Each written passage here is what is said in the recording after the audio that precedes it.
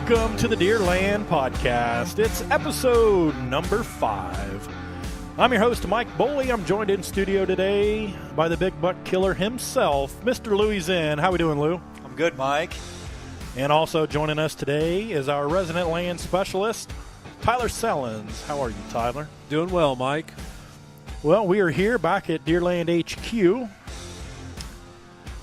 We got all sorts of stuff we're going to talk about today. We just wrapped up our 2018 first shotgun season. And it's one of those things, we all look forward to it. And then come Monday, we ask ourselves, what just happened? So that's right. we're gonna go over what our experiences were here this past week or so. And what is today? Today is Tuesday. November 20th. So, yeah, I think we met with you last Wednesday, actually. It was the last time that we recorded. And, you know, myself, I was optimistic as all get out. You know, shotgun season's coming. Tyler and I had just seen my target buck that morning. And it was all going to be sunshine and rose petals for me opening morning. And, boy, was I ever wrong. But, yeah, so... I'll start things off, I guess, with my shotgun season. Almost was a bow season, Mike. It was almost a bow season. So, yeah, I guess we better not get ahead of ourselves too much. So, as I said last episode, I decided to take Thursday off work just to get everything prepared for gun season. And part of that was to take my new gun out and get her sighted in. New gun, new scope, new setup. Never shot the thing before. So Tyler said that he needed to get his shot sighted in as well, so we planned on doing it that afternoon.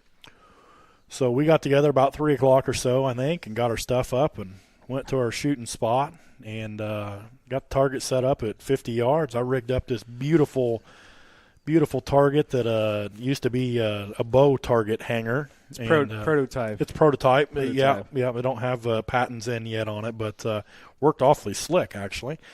So we got everything set up, ranged it at 50 yards, and I'm shooting the Nikon ProStaff P3 shotgun scope, 3x9x40 scope. And so you're supposed to zero them at 50, and then you get on the Nikon Spot On Ballistics app, and it'll tell you, what your other hash marks should be based off of the ammunition that you're using. So first step, get her shot in at 50. So we do. Dead on. First shot was just a little low and left, and we made adjustments. Shot again, right where we needed to be within the 2-inch square. And so we moved her on out to 100 yards and got her set up and shot, and it wasn't good. Thought, well, what the heck happened here? So racked another one in, shot again, still wasn't good. Wasn't good or wasn't even close? Wasn't even close. I mean, it looked like it wasn't even on. We couldn't even see it on the paper. We had to walk up to the target to even see it. And it was just off paper. And I thought, uh-oh. So here's the other caveat to this story. So, there was 2 kinds of ammunition that the manufacturer recommends. So either the Hornady SST 2 3/4 or the Remington AccuTips in 3-inch is the preferred. So the Hornadys were on sale for $10 a box. And I've been shooting Hornadys prior in my 12-gauge and liked them, had good luck. So I bought 2 boxes of those in hopes that would be the one that my gun would like. And the Remingtons were $15, but actually no, $15.99, just over $17 a box out the door. So I bought 1 box of those. So I had 15 shots to get this done. And you watch online and, there's these tips and tricks of how to get sighted in on 3 shots is all that it takes. So I thought, I'll have plenty right here. Well, after the second shot at 100 yards, I soon realized that I was in a pickle. You didn't have enough ammo. Yeah, we're going to need a bigger boat. So I go back and try it again, just get readjusted. Shooting off a lead sled, I'm not the best marksman, but I'm not that bad. And it was bad. It was bad. We were off. We're losing daylight in a hurry. So I finally say, to heck with it. Done. I don't know what the problem is. This isn't going to work. I'm going to take my bow out tomorrow. Illinois now, you can bow hunt with a shotgun tag. So that's what I was going to do. Tyler pulled his muzzle loader out, 1 shot, 100 yards, bullseye, done. So I'm going to, pack the gun up and picking up empties and stuff. And I touched the scope, and she had a little rattle to her. I thought, well, that's not good. And when I put this scope on the first time, I just kind of like put it on there just to test it out, see how it fit, before I permanently mounted it. How many times you put it on? Just twice. Okay. So I did it once. I didn't have Loctite or anything like that yet. I just wanted to get the scope on there, just see how it felt, see what my eye relief and stuff was going to be like. Mm-hmm. And I noticed that the ring, the front ring in particular, didn't get tight. It still, it had a little bit of looseness to it. And I thought, well, that's kind of weird. So when I did it for the final time, I went through and I put Loctite on, and I looked at the specs, the torque specs, and they said 25 inch-pounds of torque for the screws. So I got myself an inch-pound torque wrench, mm-hmm. and I went. You ever done that, Louis? I've never bought one of those. No. Yeah. I didn't know. I didn't know there was a poundage you're supposed to put them to. Myself. Sounds fancy. Yeah. So you read the instructions. I mean, who would have thought? And we'll let that out. And I also use it for my hunting buggy to torque down the battery terminals, because they're supposed to be at 100 inch-pounds. And I did find out the hard way that is critical, because you will melt the end off. So anyway, that's what I'd done. Did everything by the book, textbook. Didn't work. So here we are trying to figure out what we're going to do. So we run back to my house and grabbed the vise, grabbed the level, pulled the scope off, got her leveled back up, and then we used Tyler's my method built-in torque wrench in his arm, and we got her put back together, and he drove her on home. I did it to 25 inch-pounds. Yeah, I did plus. I mean, she wasn't moving anyways, so we hurried up and we got sat back up and threw the target out to 50, and I had 6 shots left, maybe. Yeah, I had 6 shots left. I had 4 Remingtons and 2 Hornadys left, so I shot 2 of the Remingtons at 50 yards, got her zeroed in. We weren't far off on the first one, got the second one buried in there. So I took it out to 100 yards, shot 2 more times with each brand of ammunition. And the Hornadys were about 2.5 inches apart probably, and the Remingtons were touching. So at first we thought I flew one again, until we got up there and realized it was an oval hole and not a round hole, and that they were touching. So that was the choice of ammo. So then at that point it's dark, and it's the night before opening season, and I'm fresh out of ammo. So note to all the listeners, when you're going to sighting a new gun, buy a little extra more ammo than what you really think you're going to need. And that's a good point.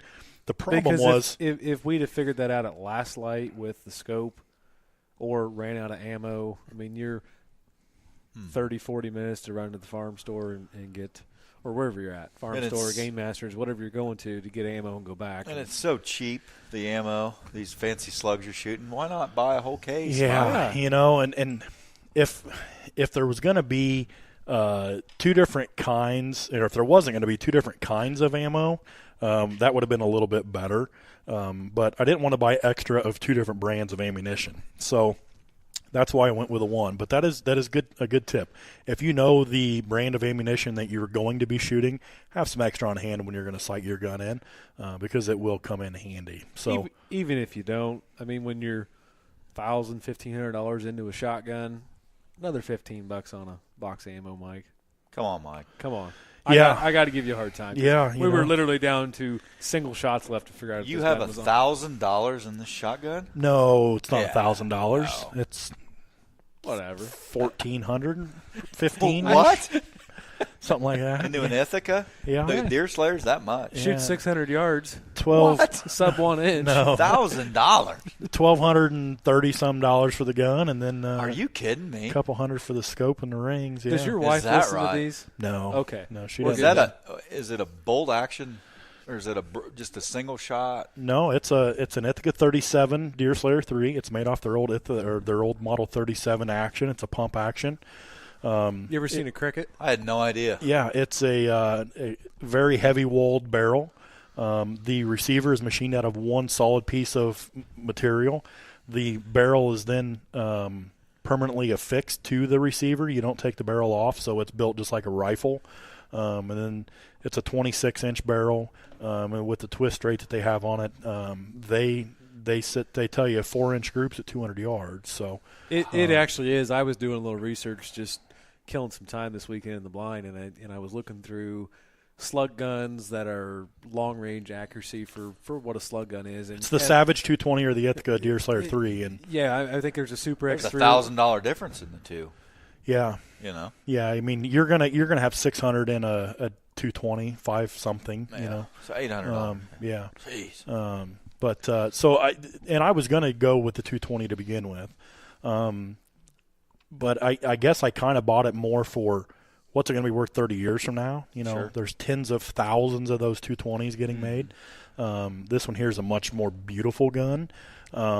It's got laminate stock on it. Got a thumb hole, laminate stock, and left hand. Then I custom ordered it, so they switched the safety around to make it a left-handed safety. Cool. Left-handed stock. It's a bottom feed, bottom eject. So it's kind of a left-handed gun as well. So the only thing that's not is the action release. It's still on the right side. But so essentially, the Model 37 is just like the 870. I think Joseph Browning created it. And then once the patent on the 870 lapsed, I think, then Ithaca come out with this Model 37. I don't know the whole story behind that, but they're very similar guns, and John Browning was kind of the designer to those. So yeah. You said Joseph Browning. That's Yeah. Joseph. John Browning. Yeah. Joseph. Yeah. So same town, you know. Yeah. You can go there and see the museum. So the John Browning Museum. Yeah. So we know what you meant. Who is Okay. it now? John or Joe? John. Yeah. It wasn't Joseph Smith. It was John Browning. That's correct, yes. And in Nauvoo, Illinois, there is a Browning Gun Museum that is a very cool place to visit and has some neat stuff inside it. So, but anyway, so we got the gun sighted in with about 3 minutes of light left, probably. Could have been 4. Yeah, it was cutting her a little close, but so yeah, So that about the same time you shoot a lot of your deer. Is that last? Oh, he was banging away. Couldn't have been more than 300 yards from his blind. and I did Right what, there in the yard. what The last place either one of us wanted to be shooting, even though I wasn't even hunting that place. I'm like, well, we don't have a choice. We don't have time to drive back up to the other place and shoot. And So what I did is I took on X out after the fact, and I went from the pin of my Banks blind that I was hunting out of that weekend to where we were standing to shoot, and it was 354.2 yards. to be exact. Yeah. And so a little closer than what you would like, but, you got to do what you got to do. In hindsight, it didn't end up making a difference. So Well, you gave the deer a little warning. about a 12-hour head warning there on what was coming. So they had time to make plans for. Yeah. So before we even got to shotgun season, I had already had a rodeo, and but as with any other opening day, I mean, morning come and fired up, ready to go. Yeah. Been a good week, been seeing a lot of deer, and got out there, and boy, oh boy, was it a long day. Sat all day. Louie talked me into sitting all day, and it was slow. I think I seen a few deer between 7:30 and 8:30, a few meaning 3, and then nothing again until about 3:30 in the afternoon. And, I kind of went through that on Friday, and then on Saturday was even slower. And I thought with the, the colder weather, kind of some rain and stuff in there, a little bit of snow, that things would be a little bit better. And it just wasn't. But I think a big part of that was the trap league that was going on in the 40 next to me. I don't know. That's the only thing I can come up with. That or they had a half dozen guys that were sighting in their guns on Friday and Saturday. That's what your farm sounded like on Thursday night. Holy smokes. Trap league. It was unbelievable. Now, I don't know what they were hunting for or what they were doing other than slinging a lot of lead downrange. Right. I mean, when I went home, I just was going to belly crawl out of the blind through the standing beans because I didn't want to get shot. Because you were scared, yeah. It was frightening to hear all those shots going on. All for a deer. For a deer, yep. And I just don't comprehend that way of hunting, I guess, but to each their own, and we'll get into that later. So then comes Sunday, made it back out Sunday. The only thing I can think is they spent $4 on a box of slugs, Yeah. and you spent $30, and they're like, oh, these are cheap. Boom, boom, boom, boom, boom. And you're like, Yeah, man, you can get those Winchester like boxes of 20 or something, for $5.99. I mean, that could be it too. You're $3 a shot, and they're $3 a box. Yeah, knuckleball sandwich over there. Yeah. So then comes Sunday, and everybody by Sunday, you're getting wore down, a couple nights of deer camp, and a lot of hunting going on. But I got out there, got in early, and it was still another slow morning. Seeing a lot of young bucks, very few does, which is typical of the rut going on. And I probably should have sat all day Sunday, to be honest with you, but I just couldn't do it. I made it till 10 o'clock, I think. Went in, got back out 1:45, and then that afternoon, about 3 o'clock, had a young buck come out right where I was hoping that my target buck was going to come from, actually. And he was out there feeding in the standing beans. Then he was working his way up, up the edge of the field, headed towards another food plot where I'd shot my 2 deer at already this year. And as he was just kind of walking along feeding, then all of a sudden, like, he gets excited and starts running that way. And clearly he wasn't spooked by anything. He didn't win me, but he just seemed excited. So he gets up there close to that plot, and then he starts just kind of walking. And as he's walking in through it, you can see him kind of looking to see what's out there. So he gets out in the middle of this other plot, and it's a couple hundred yards away. And I'm looking at him through the binoculars, through the timber of the draw that separates the two, and he's just looking around. He's standing right in the middle of the plot, just kind of scanning. And then all out of nowhere, he just snaps his head back like it was shot out of a cannon, just whips it right around. I thought, well, that's weird. So I come down with the binoculars and look over, and all of a sudden, here come a parade of deer. And there was a doe with a very good buck in tow right behind her, followed by 3 younger bucks behind him, and they were running hell-bent for glory. I mean, just all the way, coming right at me.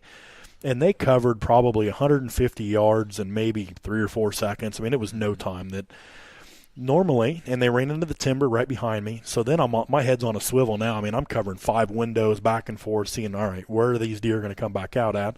Typically on my farm, they'll run in the timber, and the does will run them all the way around this big loop through the ridges on this trail, and they'll pop out in one of a couple different places once the doe loses them. Never happened. Never seen them come out. No idea where she went. So then I thought, all right, well, maybe, they'll lose her, or she'll lose them, and then they'll come back out and go back to where they were. And sure enough, every buck that was part of that ordeal showed back up. Even the buck that I was originally watching, he took off after him, but he was way behind, but he still gave it a shot. They all showed back up, right back out into the field, except for the big one and except for the doe. So that was as close as I come to putting the gun up and having a chance at anything. Didn't see, I seen 1 3-year-old maybe, a few 2-year-olds, and more 1.5-year-old bucks, and I thought, we're within a square mile of my farm. And I did notice Sunday night there was more does coming back out and feeding in the beans and stuff that evening. I think I had 7 or 8 does come out that evening. But good thing they didn't go east. Yeah. So it would have been a bad deal there. We had some neighbors that had some outfitters on them this year, only for this year, and there was some deer taken down there. And I don't know of any other deer that were taken in the section, any bucks. So I guess Ryan Kirby's dad did. Roger killed one. Roger killed a very nice deer that they had some history with. Ryan had passed him when he was here. Very, very nice deer. So as far as I know, those were the only deer that were taken during gun season, but it was still $5 total, I believe. So. Sure. So, yeah, now that's over, and, you're just always disappointed because as a bow hunter, the rut's still going on, and, you feel that your odds are better now because you've got the equalizer with you. However, you just can't quantitate the amount of added pressure that goes on that Friday morning through Sunday. I mean, the number of people and the number of shots that end up in the woods, it flips everything on its ear. So by about 8 o'clock Friday morning, you can throw your bow hunting strategies out the window almost, it seems, because everything's just kind of pressured. So, but we still got a second gun season here this next week, 4 days, and then a 3-day muzzleloader season after that. So That's right. Yep. And Louis, what'd you see this past weekend? We had I guess we were lucky to have a good, safe season, which is most important. We killed a couple does in this camp. I was lucky enough to kill a doe myself, and then one of my best buddies brought his daughter out. I believe it was Sunday morning. They had a great they sat till probably 11 a.m. or noon, and they had I don't know how many deer they saw, 20 or 30 deer that morning, and she ended up shooting a really nice big mature doe, and obviously I was appreciative of that, and she was just ecstatic with it. And so in all reality, it was a very successful season. No big bucks, but nobody got hurt, and I thought there was way less shots this year than I heard last year. Maybe that's just in my neighborhood, but it seemed like it was way slower this year, at least Friday and Saturday. I guess I should say, like in my hunt on Sunday, I didn't hear any shots, maybe a couple, but Friday and Saturday was. I didn't wake up Sunday morning, so I don't know what it sounded like. Just didn't, I'd rather not know almost. Sometimes that's better to not know than it is to. Yeah. But well, down here, you have a lot more like driving and stuff like that goes on the weekends. There is. There's maybe a couple group of guys that do some pretty, extensive drives, but not like it used to be, I don't think. I mean, it's not as bad as, we act like it is. Here's the difference. Here's the big difference. I come out here every morning to my man cave garage. I get dressed. I go through my routine. I make sure I'm, scent proof, dotting the I's, crossing the T's, and you walk outside and it's quiet. But you walk outside Friday morning of gun season, and all you hear is guys with glass packs and old nasty trucks zipping up and down the highway. I mean, it's completely different. Rushing to get to the stand. And you're in the stand.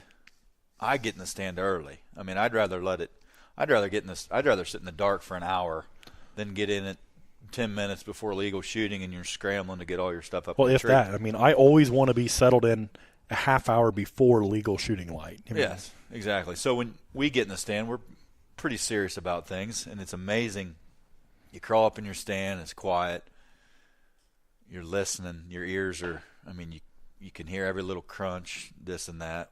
Opening day of gun season, it's not, you don't hear those sounds. You hear trucks, you hear four-wheelers, and it's amazing how many guys are driving to their property to hunt literally minutes before you can actually shoot, which maybe they're on to something. Maybe I'm doing it all wrong, but you can hear, it's a completely different, it's not the peace and tranquility that you get during. It's a different ball game for sure. During bow season, which we're all on the same team. I'm not judging anybody. But it's just different. It's different. Yep. And it's something that we live with being Illinois residents. You just know it's going to happen. And it happens in every state, but it's and I think other states it's worse. You get to Wisconsin, Michigan, Pennsylvania. I mean, I won't call it worse. I'll call it tradition. No, but I mean, as far as the number of hunters that come out and their gun seasons, our gun season's pretty darn short compared to a lot of gun seasons. So it's broken up too. Right. Missouri's got theirs smack dab in the middle of the best time. Ours is smack dab in pretty dang good time. This year. Yeah, this year was the earliest it'll be. Next year will be the latest that it'll be of a calendar year. So. Yep.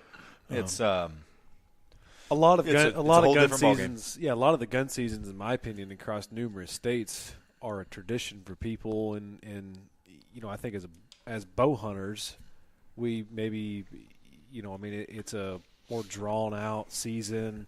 For gun season, it's Mike, you went to deer camp. Louis, your father-in-law comes. I mean that's. Dad and I in Missouri, we do the same thing. It's always, you're there the night before. It's the annual picture of opening morning of gun season. Yeah. And after that, you go hunting, and then if you get back, you get back. Yeah. But that's the camaraderie, food, adult beverages. I mean, it's all fun.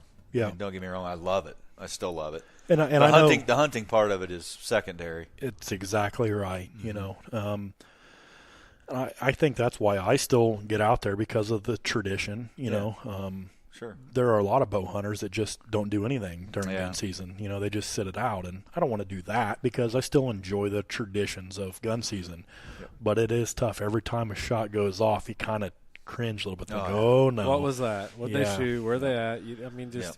and we shouldn't be. I mean, we shouldn't be that way. You know, I mean, I'm happy for every hunter out there. You know, if you have a successful hunt and shoot what makes you happy, but it's But we get invested into the deer and the herd, and we don't own the deer. Nobody is ever going to say that that's my deer or whatnot. I mean, we say that kind of jokingly or whatever, but we're just invested. We put a lot of time and effort, resources into creating a plan and the habitat and the opportunities that we have for bow season that most people don't do for gun season. Rightfully so, because you get very few days to actually get to do it. So, you know, I don't blame them for not going to the lengths that we do for some of the habitat improvements or the food plots and stuff like that. But it's just different. That's the only way that I can explain it. You know, the herd, definitely the dynamic of the herd changes between the harvests that take place, the pressure that's put on to them, and then us as bow hunters. Then we start thinking, all right, well, now what are we going to do? Mm-hmm. And I know for myself, I mean, I burned up a lot of my time off, you know, from about the 27th, that Saturday of October, through gun season. You know, I hunted a lot, almost every day. Took a lot of half days from work, took some full days off. Going forward, it's probably going to be weekends. You know, Sure. That's probably all I'll be hunting, some holidays and some weekends from here on out. So the rut's going to be changing. A lot of things are changing after gun season for us bow hunters. Yeah. So we try to get what we can done before gun season, because we know afterwards you don't know what you're going to have. Yeah. So Yep. With that being said, I did have some, you know, looking back, I take it for granted. I had some great hunts. Friday, I saw one of my really nice up-and-comers for the first time. Nicknamed him Burke. He's a big, I don't know, he's probably pushing 135, 140-inch 8-pointer. I think he's only 3. He came out. He's got a broken right 3. He came out, made a scrape, walked right up, read the script, eating soybeans, making scrapes. Sunday night, I went over behind my mom's old her new house, and a place I haven't hunted for years, and it, you know, brought back a lot of memories. I had an awesome gun season because I went back to some of the places I hadn't hunted in literally 10 years.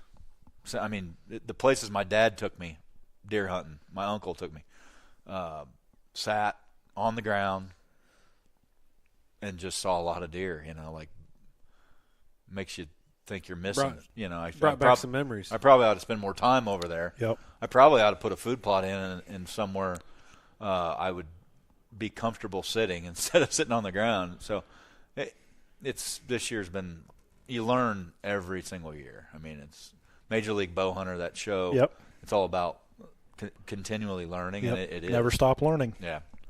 This year it's no different. You know, it just comes in different shapes and forms. It's been that way for me this year. You know, I've learned so much by education or knowledge, but also just experience and encounters and stuff happening in the field, and feelings you get when stuff happens, ups and downs. You know, like the day I shot my buck, I went from the lowest lows that morning, had my number one deer peg me in the tree at 19 yards to 8 hours later, however long it was, 7 hours later, shoot the biggest deer in my life. Yep. You know, That's 100 awesome. yards away. So That's awesome. I went kind of old school this year. So Sunday morning I slept in just because, like we said, I just didn't want to know what's going on. And my wife and I and the kids, we went to church, we had lunch, and then at about 12:30 I came out here, took my time, I got my orange, I got my pack ready, I got some snacks, I got something to drink. And I said, you know what, I'm just going to do a little slow walk like we used to do on the, you know, on our other farm, and just take it easy, use the wind in my face, make a big circle, see if I can spot anything. If I can't spot anything, I'll make a big circle and end up sitting in a blind that I haven't sat in a long time. So I did it.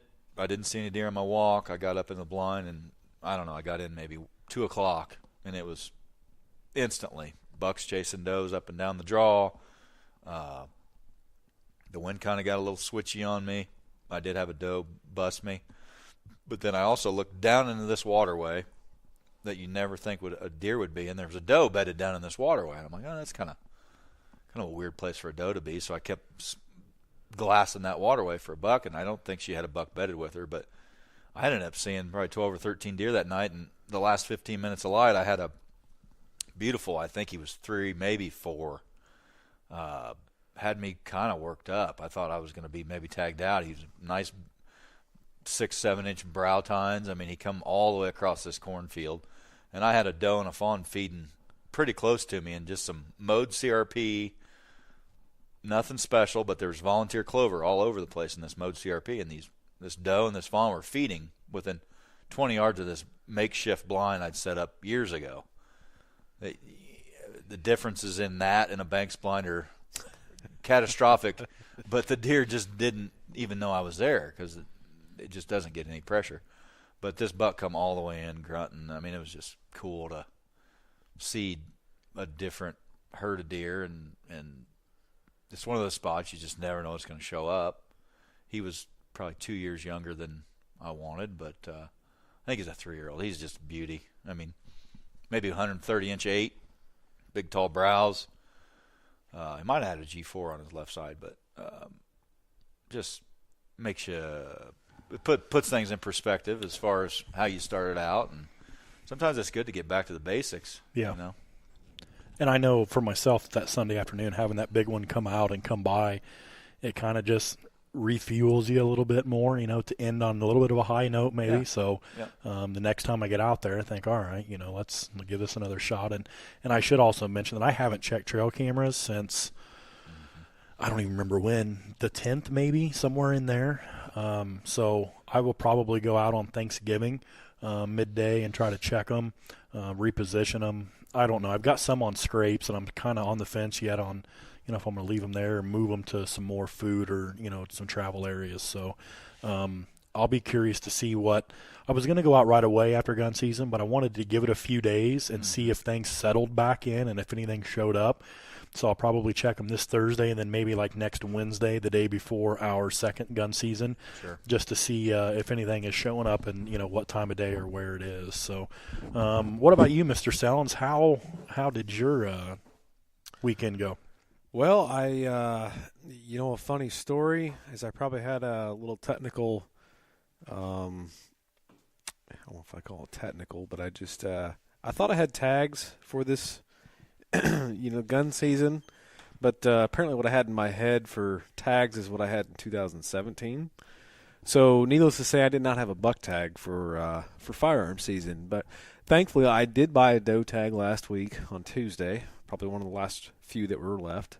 And I'd already kind of had it in my mind that even before I know I didn't have a buck tag, I was going to take my son Spencer with me out on Friday night, and that's kind of the purpose of why I bought that doe tag is, he's kind of taken a liking and enjoyed a couple times we went out this year to go, and so we went to the stand probably 2:30 and got up in there. Of course, we had some snacks and get up and have a little fun in there, but.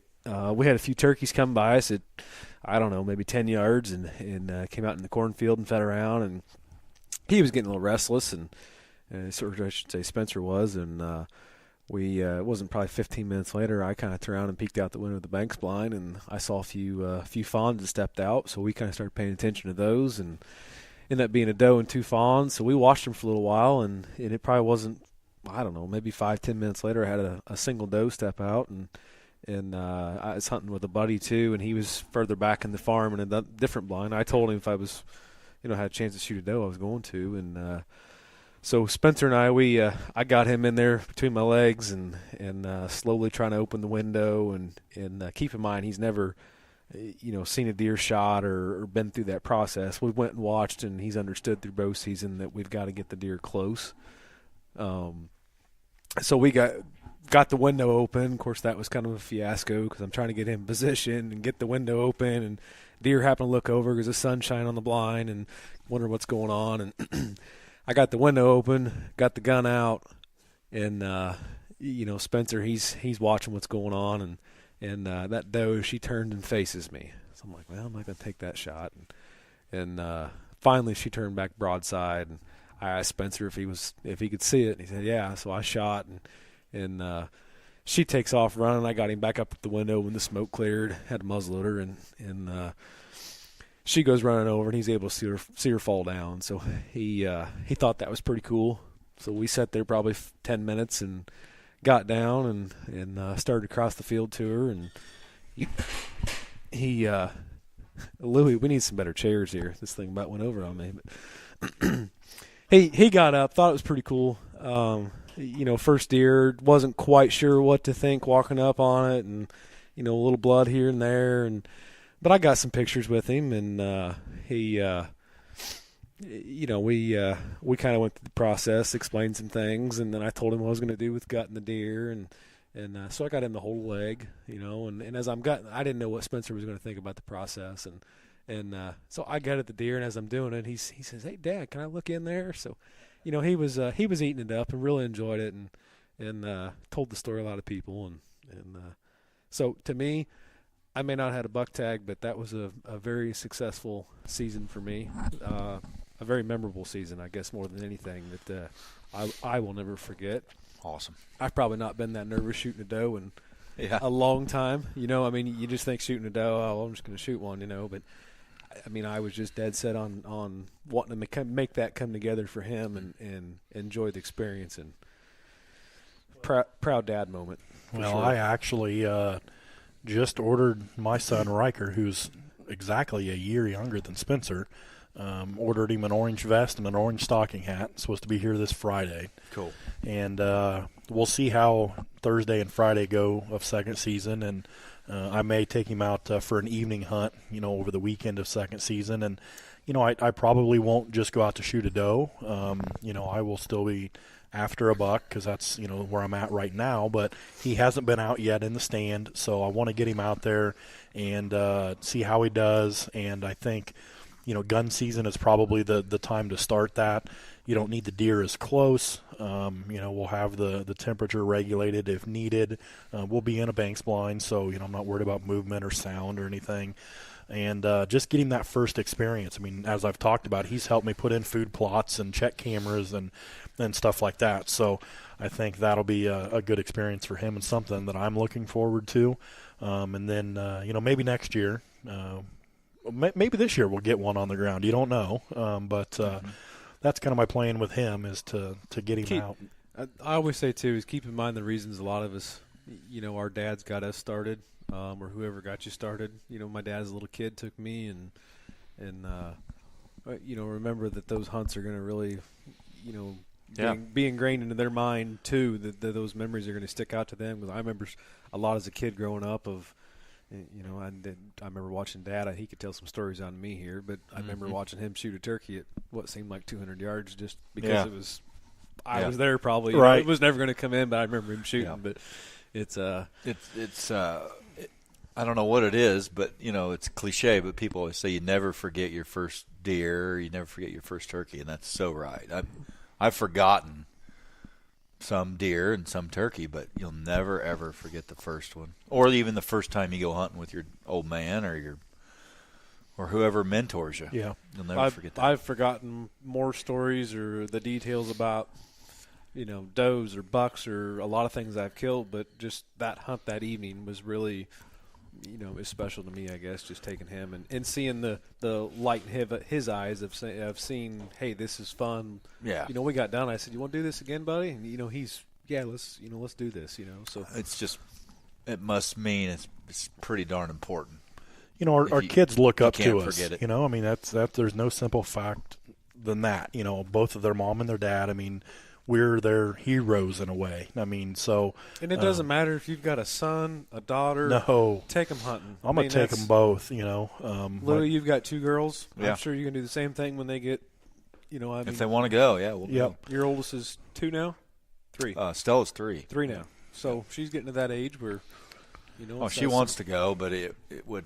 She'd have to go potty within 30 minutes, and I don't have enough Peppa Pig on the iPod to keep her occupied. Well, and we're going to see, see how Riker does. We probably won't get out the earliest of an evening, and that's why we may wait till Sunday evening to get out there. So we don't have to get out at 1 o'clock in the afternoon and sit there all afternoon. But remember, those legs are a lot shorter than ours are. Yes, and that was something else I was thinking about. I thought, well, I wonder if we could get his mom to take us out in the buggy and drop us off, and then come back and pick us up. Because I am a little concerned, and I'm probably overthinking it, about him getting a little spooked out by walking through the timber, in the dark. We got to walk down a big steep hill, cross a creek, and so I'll at least make sure I have a headlamp. But I may see if I can arrange where we get picked up in the buggy, and because again, I don't want him to have any scary thoughts of this or any negative impact of going hunting. I want him to enjoy it. So we'll see. His mom still thinks he's too young, but you'll have that. I also just ordered him a BB gun for his birthday or for Christmas. So, a little young probably. But I remember. You remember when you first started hunting? Well, we first started hunting as kids, and you're probably the same way. Hunting was like a manly, almost intimidating thing. Like it was we stereotype people that hunted as these people that were, invincible and had a lot of guts and weren't scared of nothing. Yeah. And now we're actually we are those people now. Yeah. But it's not. It's anybody can hunt. That's Everybody right. should hunt. And I think so as well. And, and we have a day and age these days where, me in particular, I did do a little squirrel hunting on some squirrel land when I was younger. Squirrel land. And I remember shooting my first squirrel. And, I didn't get a chance to go, big game hunting at all, turkey or deer hunting when I was younger. But squirrel hunting, I was able to go out. I saved up my money, bought myself a Marlin 22 rifle. And walked out. It was probably August, beginning of season. It was warm. And I'll never forget walking down this little lane, and something fell on my head. I thought, what the heck is that? Well, it was an acorn. Looked up, and there's a squirrel eating an acorn. So I shot it right from underneath it. And you'd have thought I shot a 200-inch buck. Yeah. And I was so happy and excited to kill a squirrel. Yeah. And I took it back, and my grandma, old school lady, she's cleaned plenty of small game, and she got out her old dish pan, and she helped me, skin it and cooked it and stuff for me. So that's, my memories. That was one of the few times I hunted as a kid. But I'll never forget it. I'll never forget stopping after that acorn hit me on the head and looking up and seeing that squirrel. I mean, and maybe that's why I like squirrel hunting so much. I don't know, but that is a memory that I'll never forget. So it takes squirrel hunting takes some woodsmanship. And it does. It's kind of stealthy, some patience, and it can be a target-rich environment, but it's not easy by any means. No. So, and again, I look forward to taking my son out, and that's why I thought, well, this year I'm going to get him a BB gun, and my wife is not a fan of it, but I told her, I said, I can take the thing away. It's not going to be a toy. Hey, worst he does is shoot an eye out. Shoot an eye out. That's exactly right. And I didn't get him the Red Ryder from Daisy. I got him the big buck model. Just because, I don't know, it had a big buck on it. Sure. And it's a shorter gun, has a shorter trigger pull, length of trigger pull on it, sure. Stock. So, so I told her, I said, we're going to go out and it's going to be treated like a gun. The rules are going to be the same as if I was with one of my buddies shooting guns. I mean, I'm not going to be around somebody that's not safe, and he's going to learn that. Mm-hmm. And if he's not listening or not in the mood or isn't paying attention, then we're not going to shoot it.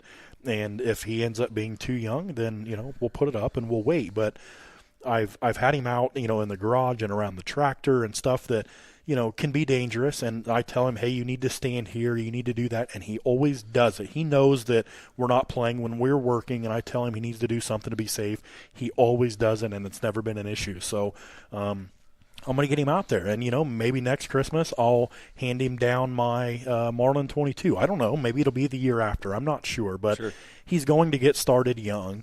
I would love to be able to take him out for his first crossbow hunt young. Sure. And that's the upside to a crossbow. 7-8 years old, you can go out bow hunting. And maybe, just maybe, he could be the first guest on the Squirrel Land Yes. podcast. Yeah, maybe, he might be the one to host that up, Yeah. Squirrel Land. Yes. And that's something, maybe he'll fall in love with it as well. But so yeah, it goes back to carrying on the tradition. And you hear, if you read any type of hunting news, whitetail news, anything like that, you talk about declining participation numbers. Oh yeah. Declining license sales and stuff like that. And I think some people don't understand where most of the revenue for a lot of DNRs and stuff comes from. It comes from license sales and tag sales and permit sales and stuff like that. We're kind of a self-funded, in a way, industry or hobby or entity of the government. So those license sales and permit sales is very important. And just I think if you lose too many, you lose the history.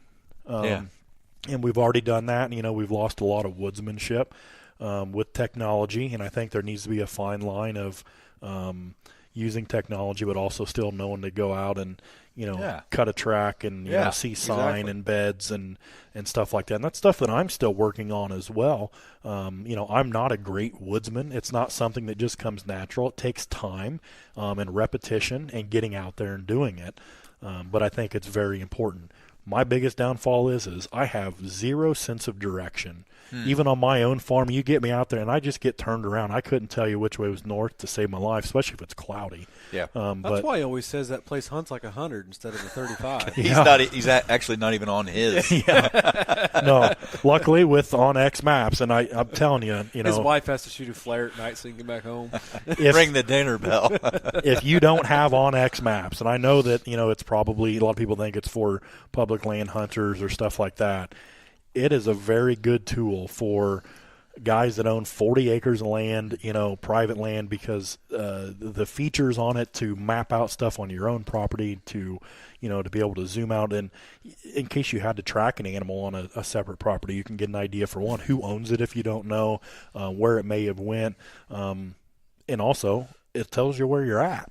So if you do happen to get turned around or something, and something else that I've always thought about as well is, if say something happens where I'm out, trying to find a deer, and I fall and break my leg, where are you at? Well, I can try to explain it to you, or I can just send Tyler a pin, mark my location, send him a pin, and he knows exactly where I'm at. That's how I told him how to get to deer camp Thursday night. I just sent him a pin and said, this is where I'm at, It works. So that's where technology can be a fantastic tool. It can be a fantastic tool and make things more ethical and make you do the right things. Great story. I'll try to make it short.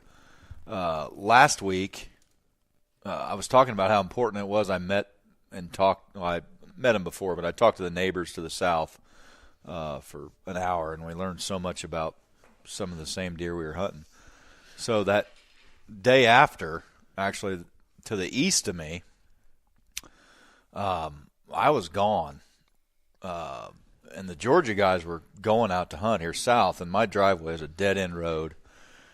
And I got home that night, and Tracy, the nice guy from Georgia, called me and said, hey, just want to let you know, there's some guys that hunt east of you, and they shot a deer, and it ran onto you, and they're trying to get a hold of you. They came down your driveway. You weren't home. I wasn't going to give them their phone number or your phone number just because I didn't know how you felt about that. But they're trying to get a hold of you, and they shot a deer, and it ran onto you. So I came home, and I'm like, well, this will be interesting to see how this shakes out, because I still don't know what happened. And then I thought, you know what? Because Tracy said I told them to come up to your house and see if you were home, and you weren't.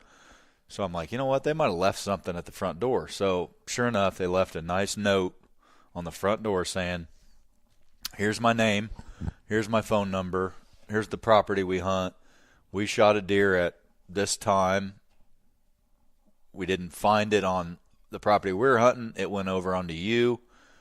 Can you call us or text us? Because service out here is sketchy. So I actually got a hold of the guys, and long story short, they're from the same area as my wife. Young guys, younger than us, probably 30, 34 years old, somewhere in there. But they did the right thing, because they were looking at a map on their phone and probably noticed that they were getting close to somebody's boundary. And that app on their phone probably even told them who that property was and maybe that I lived here or blah, blah, blah. But turns out we've become friends on Facebook. We message back and forth. We share pictures. They actually shot one of them. His name's Joe. Joe shot a buck that I kind of was after all year, just a nice 8-pointer, 4-year-old. He ended up shooting him that morning, and then his friend hit a deer that night. They didn't recover it, but I got in touch with him, and I said, you guys do what you got to do. You guys did it the right way, you know. And anybody that shoots a deer and it runs over onto your property, whether you love them or you hate them, you got to let them look for that deer. You owe it to the deer. You owe it to the deer. Yeah. That's right. But these guys did it the right way.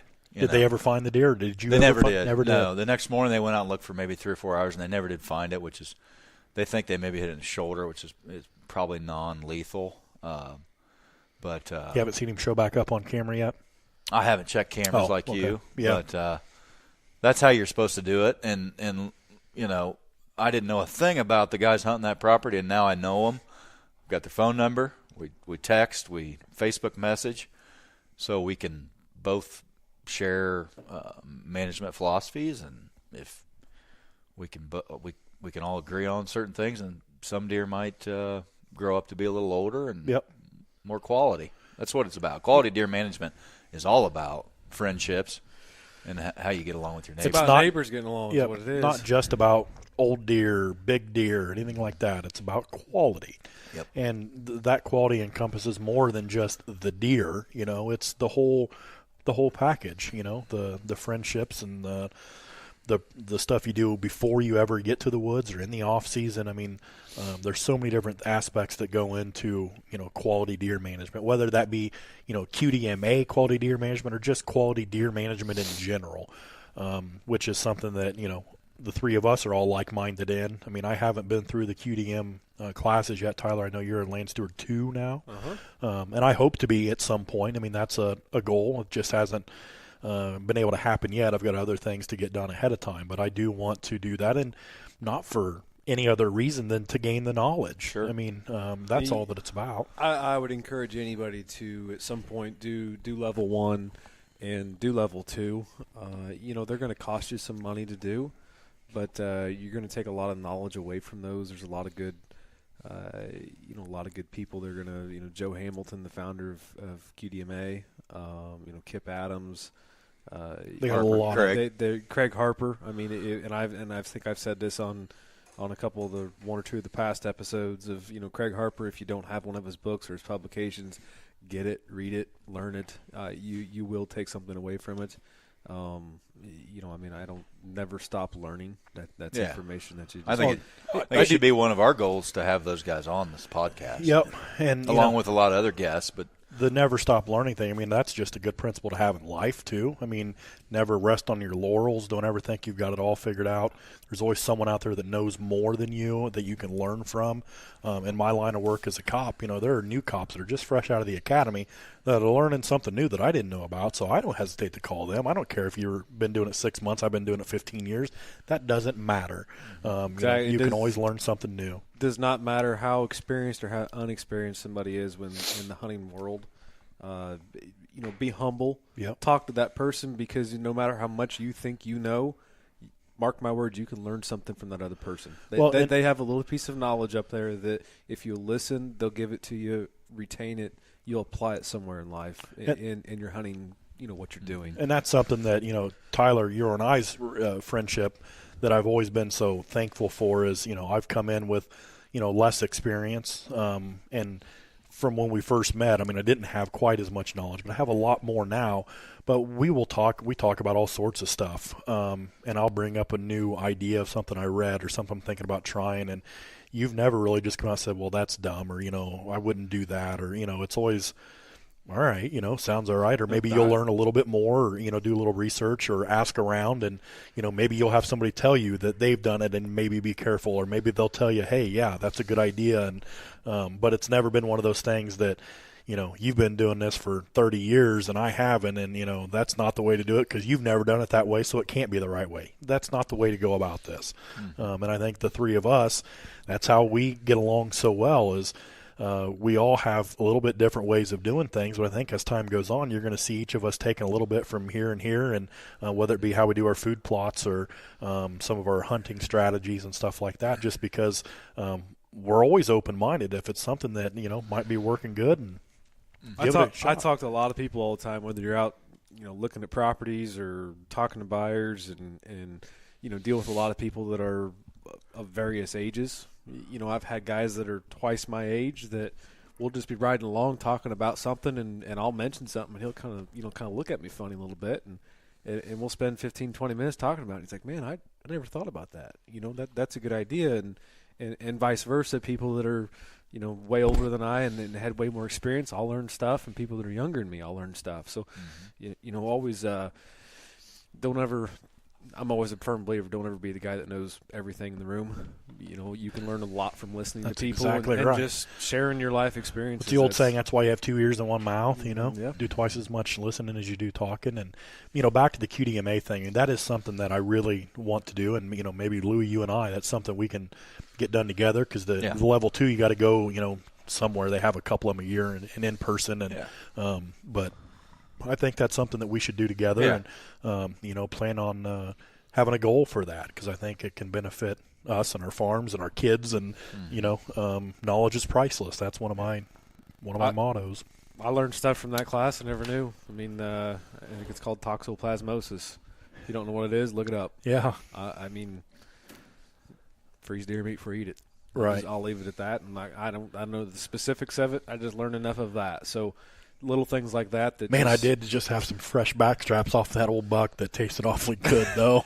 Very rarely do I eat fresh meat because I don't have the time, but I did eat those, and they were awfully tasty. But, yeah, it's just stuff like that. And I'm sure once I hear about this, I'm probably going to be freezing it all, Yeah, I mean, we're at that class, and there's 50 of us there from our company, and these guys are teaching us things, and they're saying things, and you look around the room, and it's like, man, when there's 45 guys in the room that didn't know some of this stuff, I mean, and I'm not saying that we're dumb, and not saying that we know it all either, but it's kind of like, wow, we didn't know that. Those guys are biologists. I mean, they know their stuff. They're deer biologists. Right. I mean, that's all they do. And there's a lot of knowledgeable people out there, and the one upside to the hunting industry or the outdoor industry or wildlife education and research is it appears that a lot of the people that are academically trained or have a lot of academic research under their belts, they're also have field work under their belts. They're outdoorsmen, hunters, nature, lovers themselves. Yeah. So it's not just somebody that all they've ever done is move from a concrete city, go to a school, they get a degree, and they learn everything from a book, and then they go teaching everybody and telling them. Yeah. They've been out there in the real world, seen it firsthand, themselves experienced it. It brings a little bit different set of credibility to what they have to say. So, well, guys, we talked before we started this podcast. We wanted to have just kind of a topic to talk about, and we kind of had one in mind, and we didn't want to just sit here and BS for an hour, but we've now officially made it 58 minutes and 45 seconds of kind of BSing. But this isn't what the Deerland podcast is always going to be. However, I'm a firm believer that if you get a good conversation going, this was all organic. We didn't come off of any notes or anything. That's right. We just kind of let it go. I know some of our listeners do enjoy that. People that probably have never met us, maybe it's not their cup of tea, but we do promise you that we will have some more guests and some more topics. Topic-focused. Especially for sure. As deer season begins to wind down, we're not going to have the real-time stories and stuff to talk about. It's going to be a long off-season where we're not going to have anything to talk about, so we're going to have to pick a topic and discuss that, whether it be amongst ourselves or hopefully with some guests as well. So bear with us. I mean, I hope that you've enjoyed this. I mean, we've got three guys here that are everyday guys. We all have careers. We hunt on the side. We're passionate about it. We're wanting to learn, and we'd love to talk about it, obviously. We hope you guys listening enjoyed as well. But I know I'm excited for another gun season to get here this weekend. Looking at the weather, it looks a little sketchy, maybe. But next weekend. I'd probably skip a weekend, Mike, before you go gun hunting. no, You said this weekend. yeah, Probably. I'm looking forward to gun season, but Right. however, this weekend for bow season, I don't know what the weather's going to do. But I was just thinking today that I'm almost kind of It's getting supposed to the get itch. cold next week. It's supposed to cool down. It's supposed to be nice for the holidays, which is great. Yep. But some precipitation over the weekend. But I think even if it's some rain, I'm probably going to have to go out and get a sit-in Saturday or Sunday. Yeah. Just even today, I felt odd that, man, I wonder what the deer are doing. And, now that I'm having to work, and by the time I get off work, it's starting to get dark already. It just feels different. And I'm sure once I sat out there a couple times and maybe didn't see what I was hoping to see, that I'd be back saying, all right, I need to take a break. But it's just that not knowing. It seems like if you give them 3 or 4 days to calm down, sometimes it can be some of your best chances of catching one. Yeah, we were talking off Because the air. they're a little skittish, maybe even today. When the firing squad subsides for a couple days and they can finally relax. But we were talking off the air trying to figure out where's the rut at. And, at least in Hancock County, Illinois, which is where we all hunt and where we're from, even just figuring out where it's at here, I don't know. Well, I think Sunday, obviously, it was still going on Sunday because I had a mature buck hard chasing a doe, bunch of young bucks out. So that's still happening. I think it's still like 75% of your does have been bred, which leaves a lot left. Yep. And then There's some really good you're always days. going to have fawns maybe coming in. Yep, that's the yeah. thing. And that may even be mid-December even, early that's December. these coming days right now, I think, can be some of the best days you can have, just simply because if a lot of your does are bred, your bucks are going to be back on their feet looking for those last remaining does that are still out there. If they're in, if all your does are bred and the bucks have still got, rut on the mind, they're looking. So, I think this is a great opportunity for a few days here. They're finding some deer they're going to be cruising and looking for those last few does. You talk to them guys that are diehard hunters that hunt Iowa and Kansas. Their best days are like right now. Yep. For killing the big Magnum. Yep. 6, 7, 8-year-old deer. And, I think ours probably would be too if it wasn't for the gun season, It shakes things up. to kind of throw things off a little bit. But it shakes it up, but at the same time, I'll probably say that 95%, I shouldn't say 95%, but a large majority of your hunters, after Sunday of first gun season, they're done. They take some time off. Yep. Oh, yeah. When, Louis, you've got a bigger track here that maybe getting right back in that stand might be the better thing to do. Oh, too. yeah. You just never know. But it's the mindset of you've been at it for several weeks of bow season, and first gun comes, and at that point maybe you're ready to take a few days off. Yep. And Last year I was burnt out at about this time, and I let a good friend of mine come out here and hunt, and I put him in one of my best spots, and it was the Tuesday after gun season. He went out and sat all day, and he said, man, it was a zoo. I mean, it was an absolute zoo. Deer running everywhere. Which is what today is, the Tuesday after gun season. Exactly. It'd be like today. And I couldn't hardly believe it, But you probably weren't even thinking about deer hunting that day. I think we probably we overanalyze what gun hunters and that pressure means for – depends on the size of the track. I mean, I've got a little good here where I can kind of make it a sanctuary, which is a reason why I didn't hunt here half the days of gun season. I just let the deer go in and find a safe place and get away from the gunfire.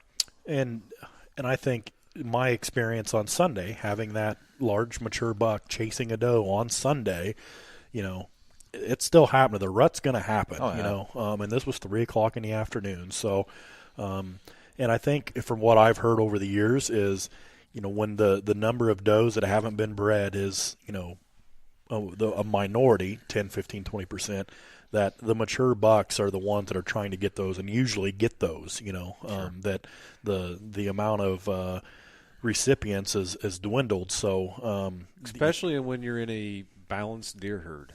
Yes. is going to make a huge difference. So if you've already got a 1-to-1, 2-to-1 buck to doe ratio, you know, those kinds of where you've got a good balanced herd and you're not, you know, you don't have 5 does to 1 buck. Yeah. And those scenarios right there is when this is really, these days right now, are really going to show or really shine. And that's something that can be hard to figure out. I've tried, figuring that out where I'm at, but I only own 35 acres, so it's hard for me. But from what I've seen, I'm not overly concerned by the number of does. I went to 2016, didn't kill a doe. Last year I killed one. This year I've killed one. And I probably won't kill another. I may late season if I don't get another buck tagged. But I don't think we're too far out of whack. But it's still hard to say. But yeah, keep some. I always tell people is keep some notes in your mind, mental notes of just what you're seeing. Today, okay, how many? If you can distinguish between does and fawns, because which is tough for me. Fawns typically are born at a 1-to-1 ratio. Yep. Buck to doe. So that's typically stays within what you want it to be. So if you're not paying as much attention to your fawns, assuming that they're not getting shot, look at your mature does versus your bucks, what you have in there, and you can kind of figure some things out right in there. Yeah. So, and a good time to do that is not in December and January when you might have a bunch of food. Right. That's not a good indicator because of what you may have. be bringing in 'cause deer you're from a pulling mile deer. away. July, August, September, October is probably a better indicator of how many does actually make your farm the home. Yeah. There's a lot of other states that you're able to do supplemental feeding. Yep. In those states, those are great states where you can do trail camera surveys and really figure out what your buck to doe Get a ratios very good are. inventory, And accurate inventory. In the state of Illinois, it's difficult, more difficult, I should say, to do that because we can't bait. Right. Your late season, that is not a good time, like Louis said, to be able to establish what your buck to doe ratio is because you're probably pulling deer from neighbors. You've got all your neighbors' deer and your deer in there. Yeah. So. Yeah. And, the one thing that I tell myself as well is you survive the first gun season. It brings out a large number of hunters. There are a large number of those hunters that are there to shoot meat, that are not concerned about age, antler size, and whatever, and that's fine. However, for a bow hunter or somebody that is out to shoot an age class deer or whatnot, that can play havoc on things for a while. Yeah. However, you get to second season, and there will still be plenty of hunters out there. But as a rule, most of the guys that are out there just to fill a freezer or to shoot whatever walks by them, most of them have tagged out. And then I think also second season, a lot less people take time off of work to hunt Thursday, Friday. So you have the weekend. So I always feel like second season can be good, especially now that I have food. I feel a little bit better about it. But the weather's going to play a big part in it. And I'm trying to figure out if I'm going to hunt mornings. I know you get a little bit later in the season, and that can be tougher. But, again, this is our earliest cycle that it's going to be with the way the calendar falls. So our second season will open November 29th. And I think it's still worth it to get out there early and try to catch something in the morning. So by muzzleloader season, maybe I'll switch to just hunting evenings, or maybe I'll hunt a couple mornings and see how it is. And if I'm getting busted by deer in the field trying to get in, or I'm just not seeing anything, maybe then the weekend I'll hunt the evenings. I don't know. I'll play it by ear. I'll tell you what I'm looking forward to, Louis, is Mike was talking here before we started the podcast about the Boley Farm Deer drive? Well, not deer drive, but he was just talking about open invite for the month of January. Come up and do some hunting. Yeah. Tyler's already talking about bringing in another blind and staking his claim. And I'm not staking any claim. I'm liable to bring the blind up and never even look at it again. So. Yeah. Well, I tell you, I'm just skipping through my Facebook and Instagram here. I think we should mention our good buddy Michael Turbyville. Oh, Turb, yeah. Turb. They killed some really nice deer. Yeah. Michael killed Britta killed Turb killed a great deer. Britta killed a great deer. Her dad killed a great deer. And I like what Turb does with his photography and the storyline and all that. Make no mistake, we're trophy hunters, but there's nothing to be ashamed of that, because us trophy hunters care more about that deer herd and those trophies than anybody else. And that's right. Let's make no mistake. We're trophy hunters. We're not ashamed of it. Oh, no. And I'm the type that, I kill a deer and I give the meat away because it's more than my family will eat. My wife doesn't eat it. I keep what I can get through in a year, and then I give it to a family that needs it. Yeah. And there is nothing that I love more than to be able to go down and look at my mount in my man cave. I mean, I really do enjoy that. But it's the story that's the most important. Man. We're not doing it as a status symbol so we can get a customer. Could care less. Yeah. It's just the memories. Yeah. We're trophy hunters from the aspect of age. A lot of us. Of QDM management of what a lot of people are doing. Sure. But trophies come in different scores. Yeah. If you're, for some people, if you're a horn hunter, and I'll call a difference between a trophy hunter and a horn hunter maybe is if you're hunting solely on the inches and not the age. I think a lot of us around this table here are hunting the age, not the. Yeah. Louis, you were sitting here telling us a story about a buck over here that's 140 inch 10 pointer, 50 inch deer. Yeah, maybe. I haven't scored him. Never scored that deer. That was an 8-year-old deer that used to be a 180 inch deer. So that got stricken with a little EHD, possibly, and really went down from a 180 to a 140 year over year. So the year before I missed him. I've got hundreds of trail picks. He's pushing 180. Would have been the biggest deer I've ever hunted, probably. Still is. And he was 7, and then he went from 7 to 8, and he shrunk a lot, which is my luck. Yeah, but still, man, it felt really good still to a kill trophy. him. November 19th. That's an 8-year-old deer. How many people can have an 8-year-old deer on their wall? And that's, the buck I just killed. The thing I am the most proud about, regardless that, it's my biggest scoring-wise, but it's a 7.5-year-old deer. It's awesome. And I keep going back and looking at his pictures, just doing it at work today. I put the picture with me and the kids as my screensaver on my work computer. And I'm looking at him, and he's just so gray all the way through. His nose is discolored, and he just looks ancient. Sure. And that's something that I'm very, very proud of. So much more proud of than if he'd have been a 164-year-old, which is a deer that I would still shoot because where I'm at in my career and on my farm, a 40-year-old deer is something that I'm going after. Yeah. And I hope maybe someday I'll get to the point where I'm hoping just to go after a 5-year-old. I'm not there yet. I don't know if I ever will be. I don't know. But right now, this is the standard I've set for myself to make myself feel fulfilled. Sure. And, in certain places, maybe even here in Hancock County, there are people that are after a 3-year-old because, that's what they've been trying to get after. Sure. Again, I am happy to say I am a trophy hunter as far as I respect the animal. I respect the mount, the story, the memories of it. And that is the something. chase. Yes, and I have a trophy to remind myself of that in 30 years when I have grandkids that come up and look at my mounts and they ask me about this one or that one. I can tell them about it and tell them the story. As you listeners know, I can sit and tell a long story about killing a deer, so that's not going to change. And I don't feel bad about doing what I do. Especially after going out there and realizing how many 2-year-old bucks, 1.5-year-old bucks, 3-year-old bucks that a guy like me could kill on a small farm nonstop. Sure. To me, it just would not be as satisfying. Going after those 4, 5, 6-year-old deer, man, nothing better for me. It's completely different. And it may take a few years, every 3 or 4 years, maybe all that you get a chance to harvest one. But that makes it all the more rewarding. And you may have a year where you get lucky and you have a couple that you're able to get tagged on. But I'm not going to change my standards for anybody or anyone. It'll be what makes me happy. That's right. You got nothing to be ashamed of. Yep. That deer that Bretta killed is like 180 something typical, net typical, puts it like top 6 or 7, and as far as bucks at top female bow hunters. Just an amazing, awesome. And I don't have the full story, and hopefully someday we'll have Turb on here. And we need to get Turb on here. He said if he listens to this, Turb, you said you were going to call me. I think that was on Sunday morning or Saturday morning.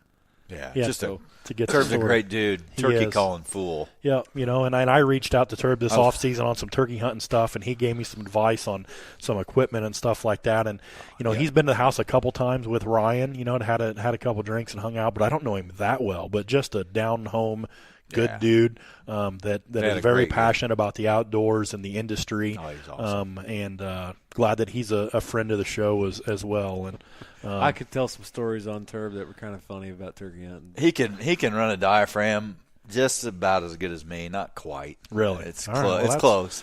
You know, believe it or not, there was one time I watched him that he did not touch a call. Everybody else called the turkey, and he just sat there and shot it. Couldn't believe it. Huh. Nothing wrong with that. He's I don't- good. I If it don't wasn't mind for the doing fact it was on, I think it was on video that day. If it wasn't on video, I don't think any of his friends would believe it was. that. Wow. Needless to say, check out his Instagram and Facebook because they killed some studs. I don't Yeah. know, were they up in Knox County? I mean, it was No, they were down Southern Illinois. Oh, Jasper County. they're just awesome Yeah, deer. and I think his Instagram is Boontown Co. something like that. Is his Instagram handle BOONETOWNCO, and there may be an underscore in there, but find him or maybe just go to the Deerland Instagram account, and we'll repost one of their pictures on there, Sure. so you can find him from there. So, well, fellas, anybody got anything to wrap up this episode? Man, it's still November. It's November 20th. We're 2/3 of the way through, guys. Still November. We started this podcast in a little bit of a difficult time as far as opportunities for guests and Yep. stuff like that. But we might have started at the perfect time where we can get our feet wet, That's right. get used to each other, and then when season starts to come to an end, we can maybe get some good guests.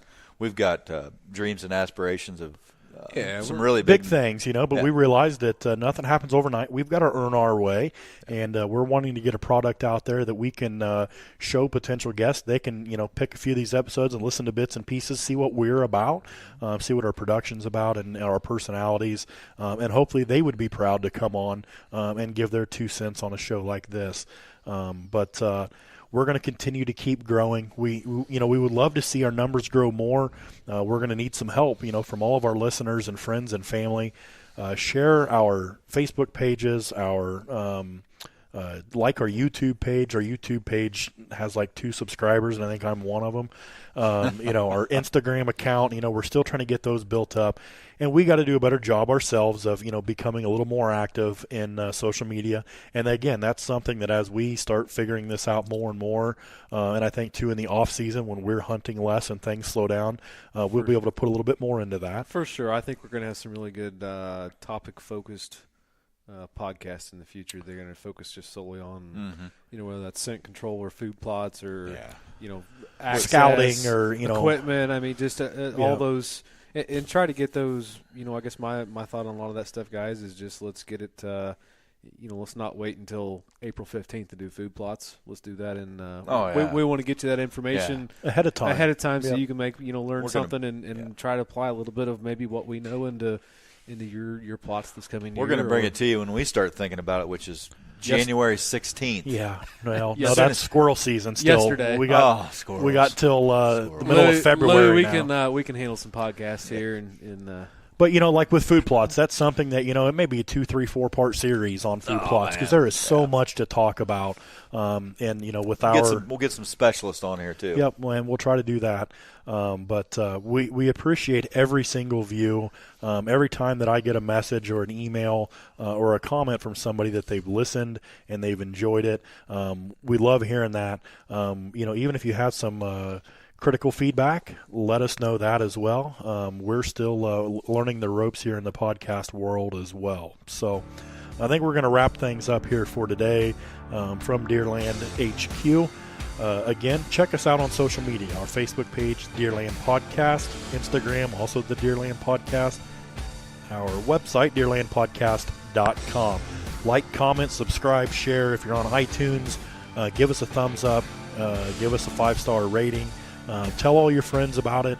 And, hopefully we can grow this thing together and keep on providing you with some entertaining content on a weekly basis. So that's going to do it for this week's episode, and we'll see you soon.